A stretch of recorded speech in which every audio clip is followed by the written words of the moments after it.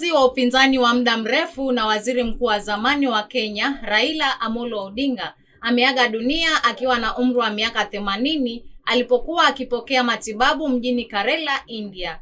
Taarifa zinasema aliugua na kupata mshtuko wa moyo wakati wa matembezi ya asubuhi. Raila alizaliwa tarehe 7 Januari mwaka 1945 katika eneo la Maseno, kaunti ya Kisumu. Yeye ni mwana wa aliyekuwa makamu wa kwanza wa rais wa Kenya, Jaramogi Oginga Odinga. Alisomea uhandisi nchini Ujerumani Mashariki kabla ya kuingia kwenye siasa mwaka 1980 ambako alijulikana kwa upinzani mkuu dhidi ya utawala wa Rais Daniel Arap Moi. Alitumikia kifungo kwa miaka kadhaa kutokana na harakati zake za kutetea mfumo wa vyama vingi, kisha akawa mbunge, waziri wa nishati na baadaye waziri mkuu kuanzia mwaka 2008 hadi 2013 katika serikali ya muungano baada ya uchaguzi tata mwaka 2007.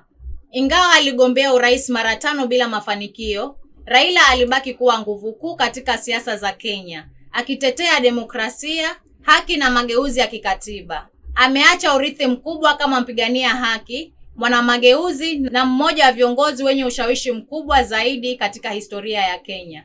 Nikiripotia runinga ya Fix, jina langu ni Anastasia Mbetsa.